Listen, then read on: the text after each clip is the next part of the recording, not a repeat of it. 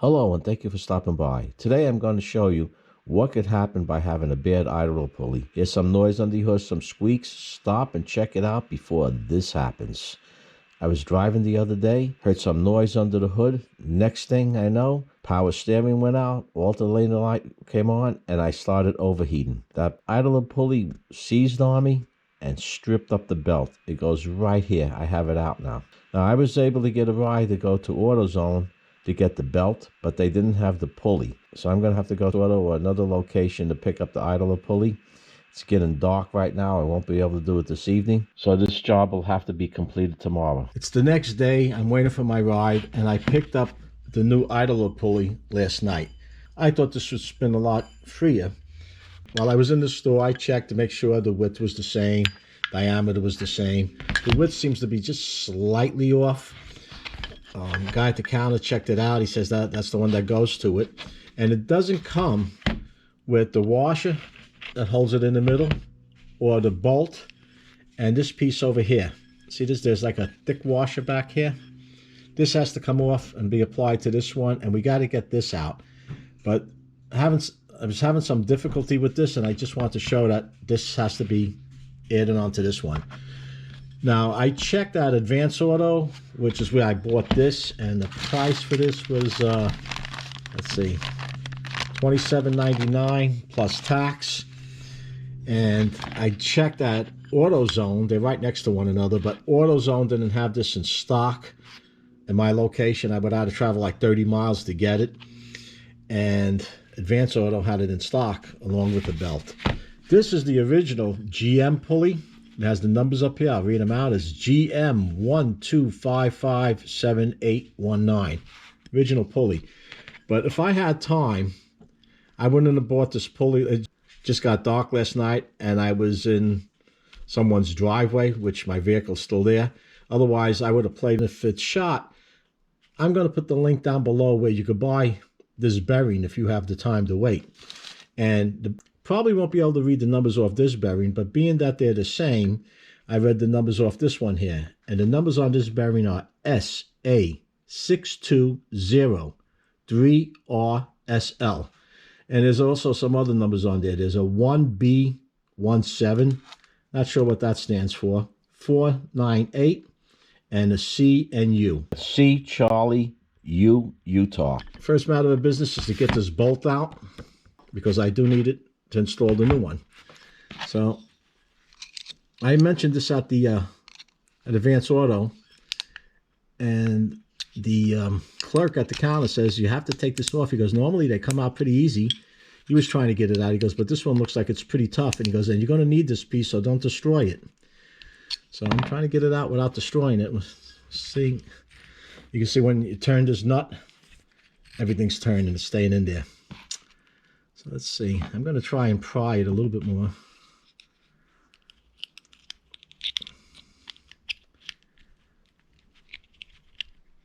I got a little opening over here. Let's put it down.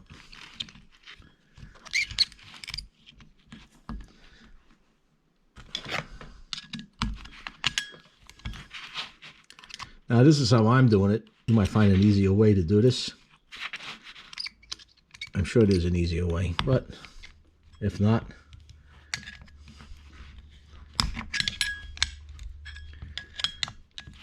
I happen to be at home, like I mentioned. I'm waiting for my ride to bring me back to my vehicle. So I'm doing this over here. I have my tools if I need anything. Okay. I'm really trying not to destroy this. All the vehicles I had, and I had a lot of old vehicles, I never had one of these go on me. Maybe I was fortunate, I don't know. Never had one go.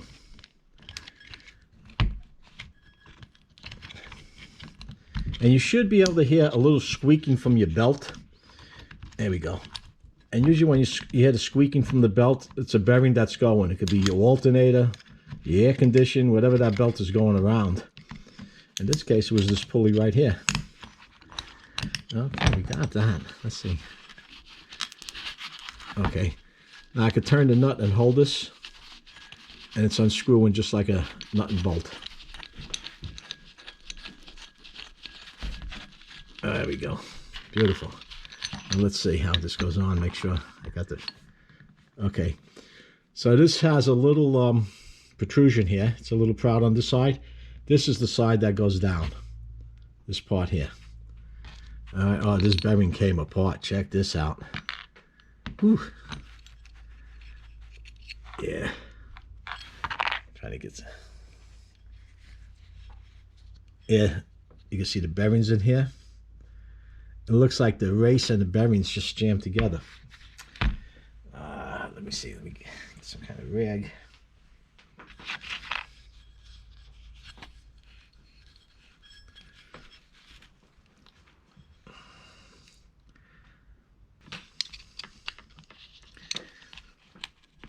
I'm waiting for my ride. Otherwise, this just be a waste of time right now. This is just out of curiosity. This looks like the race that would hold the bearings in place. And now this was dangling a little bit. So I'm wondering, I wonder if any bearing, there we go. The other end of it came out. Is this camera getting this? This is what we're looking like in here. This whole bearing came apart in here. Now, this is pretty greasy, so I don't know why it went. I don't know what caused the failure on this.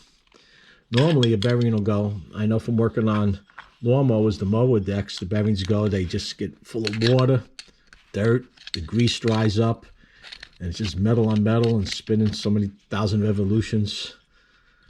They get hot and they end up going. But this one here, you see how wet it is. Look, like my fingers. And this is up high on the engine block. Well, unless I'm blowing water like I did yesterday because it overheated on me. This shouldn't really be getting wet. Huh. Okay, well, I'm not going to waste any more time on this. We're going to get this in. This goes to the front. Like so. Now, just to point out little differences here.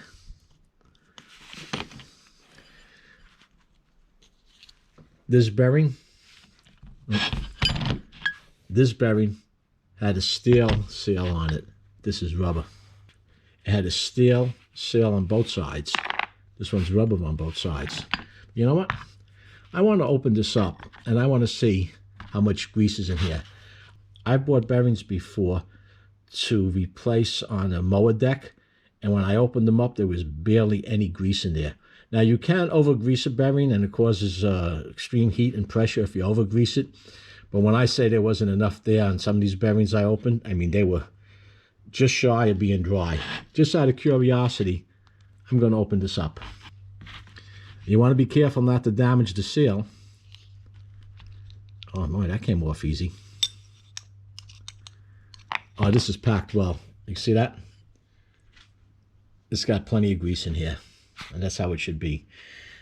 And if there wasn't enough grease in there, you just get some. In the description down below, I have a link where you can pick up some grease, the bearing itself, or the pulley, and a few other items. That's part of my Amazon storefront. If you would like to help support the channel, one way is to buy through that link. No additional cost to you. And Amazon pays a small commission on some of the items that you buy. Anyway, back to this. We're looking good over here. And this pulley has a number on it of 113A. Okay, now I'm getting grease all over this. I'm going to have to clean this up before I put it back on. A little experiment here. But this came right off. I don't like the way this can normally just give you a little problem. This thing just popped right off. Well, this goes on like this. Just kind of... Okay. And this part, remember, we have the part that protrudes, stands a little proud, and we have the part that's indented. This goes in like this, holds it together. And then we get this, I forget what you call these things. You used to see a lot of these on kids' toys, like wagon wheels and bike wheels, sometimes tricycle wheels. There's a name for it, and I just can't remember what it's called. And watch you don't cut your fingers. Okay, let me get a pair of pliers.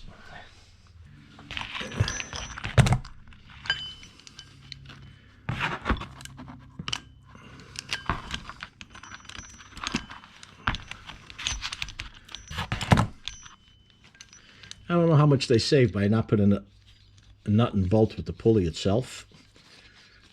I guess it's enough not to do it. But two different vendors sell it the same way.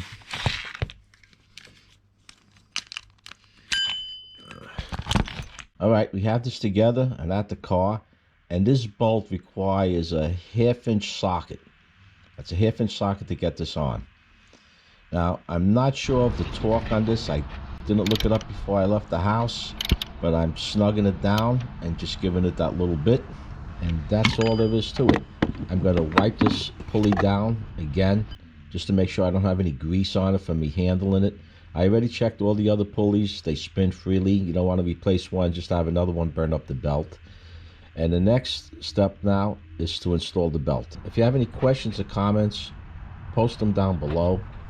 If you enjoyed this video, found it useful, give it a like, pass it on to someone else who may be able to use it. And if you haven't done so already, subscribe.